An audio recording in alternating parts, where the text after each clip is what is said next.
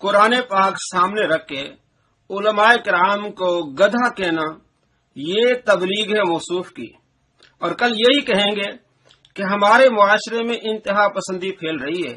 جب آپ نے زبان استعمال کرنی ہے، اتنی گندی اور گھٹیا زبان جب آپ نے استعمال کرنی ہے، پھر آپ کس منہ سے کہیں گے کہ انتہا پسندی پھیل رہی ہے؟ میں اپنے دوستوں سے اور سننے والوں سے گزارش کروں گا کہ اس گندی زبان کا جواب آپ کبھی بھی چھری سے، کبھی اسلحے سے نہ دیجیے۔ ہم انشاءاللہ العزیز آپ کو بخاری اور مسلم سے اور تمام کتب حدیث سے نبی پاک صلی اللہ تعالی علیہ وآلہ وسلم کی نماز کا طریقہ پڑھ کے بتائیں گے، پڑھ کے سنائیں گے۔ جو حضرات، جو دوست بھی اس ویڈیو کو دیکھ رہے ہیں، سن رہے ہیں، ان سے گزارش ہے کبھی آپ اسلحہ نہ اٹھائیں، کبھی آپ چھری نہ اٹھائیں، کبھی آپ لڑائی نہ کریں۔ انشاءاللہ العزیز قرآن اور حدیث کے دلائل سے ہم اس گندی زبان کا منہ بند کریں گے۔ اگر کسی بھائی نے ایسا کوئی اسلحہ اٹھایا، ایسی کوئی حرکت کی، تو ہم اس سے بری ذمہ ہیں۔ ہم یہ کبھی بھی نہیں چاہیں گے کہ آپ اسلحہ اٹھا کے مرنے اور مارنے کی بات کریں۔ آج میں آپ کو بخاری سے، مسلم سے، ترمذی سے، نسائی سے، ابن ماجہ سے، تمام کتب حدیث سے نبی پاک صلی اللہ تعالی علیہ وآلہ وسلم کی نماز کا طریقہ جو آپ صلی اللہ تعالی علیہ وآلہ وسلم نے خود سکھایا ہے وہ پڑھ کے بتاؤں گا، اور اس کا منہ بند ہوگا جو یہ کہہ رہا ہے نا کہ بخاری مسلم سے یہ نماز کا طریقہ نہیں بتا رہے۔ یہ ہٹ کر رہا ان لوگوں کو، ان علماء کو جو رفع یدین نہیں کرتے، یہ ہٹ کر رہا ان علماء کو جو امام کے پیچھے قرات نہیں کرتے۔ آج میں آپ کو بخاری سے 5 حدیثیں، مسلم سے، ترمذی سے، نسائی سے، ابن ماجہ سے یہ بتاؤں گا کہ آپ صلی اللہ تعالی علیہ وآلہ وسلم نے جو نماز سکھائی ہے اس میں نہ رفع یدین ہے، اور نہ اس میں آپ صلی اللہ تعالی علیہ وآلہ وسلم نے حکم دیا کہ امام کے پیچھے قرات کی جائے۔ پہلے میں منفرد کی نماز کا طریقہ بتاؤں گا، اس کے بعد امام کے ساتھ نماز پڑھنے کا طریقہ بخاری شریف کی حدیث ہے، اور بخاری میں یہ 5 مرتبہ حدیث آئی ہے: 757، 793، 62، 51، 62، 52، 66، 67۔ یہ 5 احادیث ہیں جو صرف بخاری میں ہیں۔ مسلم میں 397، ترمذی میں 303، نسائی میں 884، ابو داؤد میں 856، اور ابن ماجہ میں 1060، مسند احمد میں 9352۔ یہ حدیث ہے جو میں آپ کو پڑھ کے سنا رہا ہوں، جو آپ صلی اللہ تعالی علیہ وآلہ وسلم نے خود نماز کا طریقہ آپ نے سکھایا ہے۔ اس کو یاد رکھنا ہے کہ یہ وہ طریقہ ہے جو آپ صلی اللہ تعالی علیہ وآلہ وسلم نے خود سکھایا ہے ایک منفرد ایک صحابی کو۔ حضرت ابو ہریرہ رضی اللہ عنہ روایت کرتے ہیں، میں حدیث پڑھ رہا ہوں بخاری سے 6667، یعنی 6667۔ حضرت ابو ہریرہ رضی اللہ عنہ روایت کرتے ہیں کہ ان رجلا دخل المسجد فصلى ورسول اللہ صلی اللہ علیہ وسلم فی ناحیۃ المسجد۔ ایک شخص مسجد میں داخل ہوا، آپ صلی اللہ تعالی علیہ وآلہ وسلم مسجد کے کونے میں تشریف فرما تھے، وہ آیا اور اس نے نماز پڑھنی شروع کی۔ فجاء فسلم علیہ، نماز پڑھنے کے بعد آپ صلی اللہ تعالی علیہ وآلہ وسلم کی بارگاہ میں آیا اور سلام کیا۔ فقال له ارجع فصلی فإنک لم تصلی، آپ صلی اللہ تعالی علیہ وآلہ وسلم ارشاد فرمایا لوٹ جا، تو نے صحیح نماز نہیں پڑھی۔ فرجع فصلی، واپس چلا گیا، اس نے نماز پڑھی۔ ثم سلم، پھر اس نے سلام کیا دوبارہ آ کے۔ فقال وعلیک، آپ صلی اللہ تعالی علیہ وآلہ وسلم نے سلام کا جواب دیا۔ فرمایا ارجع فصلی فإنک لم تصلی، واپس چلا جا، تو نے نماز صحیح نہیں پڑھی۔ قال فی الثالثۃ، تیسری مرتبہ اس نے عرض کی، فعلمنی یا رسول اللہ، مجھے نماز سکھائیے، میں صحیح نماز نہیں پڑھ رہا، آپ مجھے نماز کا طریقہ بتائیے۔ قال، آپ صلی اللہ تعالی علیہ وآلہ وسلم نے ارشاد فرمایا، اذا قمت الى الصلاۃ، جب تم نماز پڑھنے کا ارادہ کرو، مکمل اچھی طرح وضو کرو، ثم استقبل القبلۃ، پھر قبلے کی طرف منہ کر کے کھڑے ہو جاؤ، فکبر، اور پھر اللہ اکبر کہو، اچھی طرح وضو کرو، قبلے کی طرف منہ کر کے کھڑے ہو جاؤ، اللہ اکبر کہو، وقرأ بما تیسر معک من القرآن، جو تمہیں آسان لگے قرآن میں سے وہ پڑھو۔ آپ صلی اللہ تعالی علیہ وآلہ وسلم نے نماز کا طریقہ سکھا رہے ہیں کہ اللہ اکبر پڑھ کے آپ نے قرآن میں سے جو تمہیں آسان لگے وہ پڑھنا ہے۔ یہ نہیں فرمایا کہ صرف فاتحہ ہی پڑھنی ہے، کہ فاتحہ کے بغیر نماز نہیں ہوگی.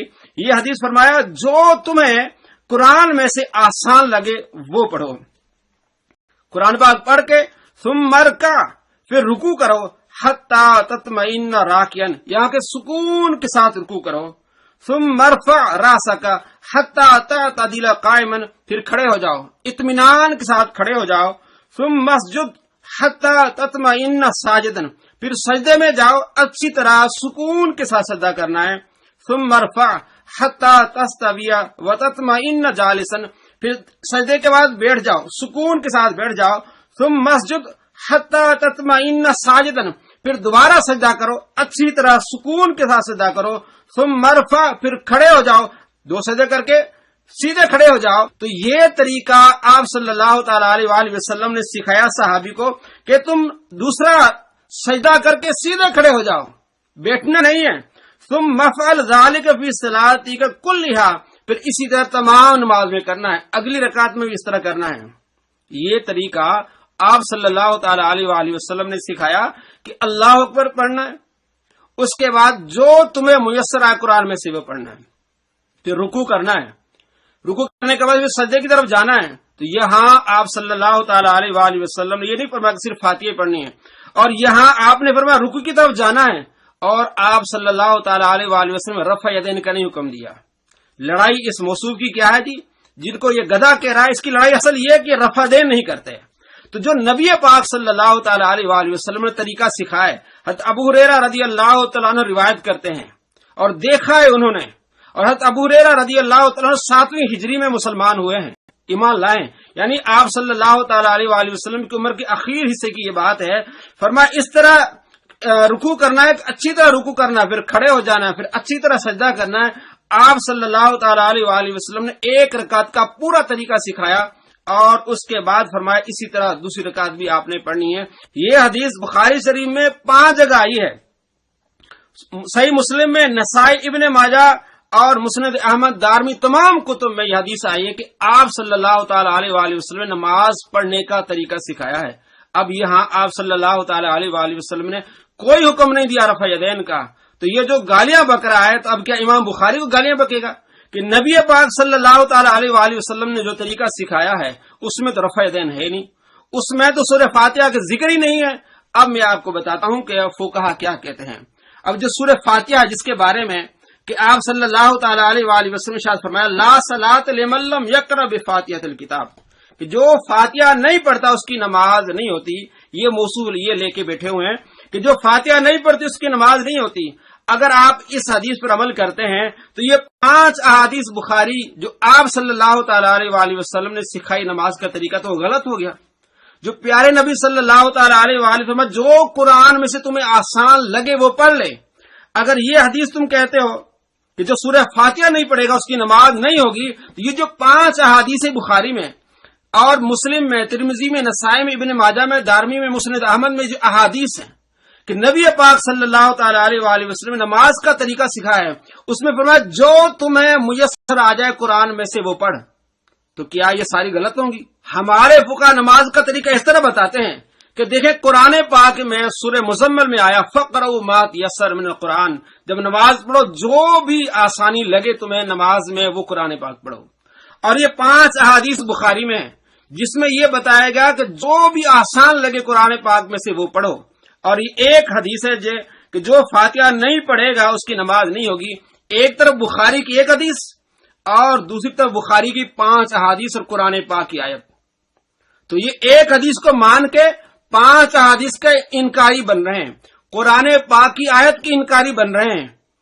ہمارے فقہا کہتے ہیں نہیں، ہم نے نہ قرآن کا انکاری بننا ہے نہ ہم نے احادیث کا انکاری بننا ہے. وہ کہتے ہیں قرآن پاک میں فقرؤوا ما تیسر من القرآن، سورہ مزمل آیت نمبر 20، کہ جو بھی آسان لگے قرآن پاک میں سے تم پڑھو. تو نماز میں قرآن پاک پڑھنا فرض ہے، جہاں سے بھی آپ پڑھیں. ایک تو اس آیت سے دلیل، دوسری یہ دلیل ہے ہماری یہ 5 احادیث جو بخاری میں ہیں جس میں اللہ کے نبی نے خود نماز کا طریقہ سکھایا ہے اور فرمایا ہے کہ جو آسان لگے تمہیں قرآن پاک میں سے وہ پڑھو.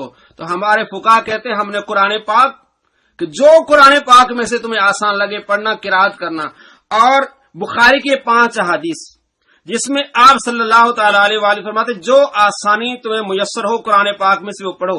تو قرآن پاک کی تلاوت کرنا فرض، مگر کوئی فاتحہ فرض نہیں، اس لیے کہ اگر فاتحہ فرض کریں تو قرآن کا جو عام حکم ہے وہ عام نہیں رہے گا، حدیث پاک کا عام حکم وہ عام نہیں رہے گا. تو ہمارے فقہا کہتے ہیں عام کو عام رہنا کا یہ اصول ہے کہ قرآن پاک کے عام کو کوئی خاص نہیں کر سکتا. تو نبی پاک صلی اللہ تعالی علیہ وآلہ وسلم کی احادیث عام حکم کی مزید تفصیل کرتے ہیں.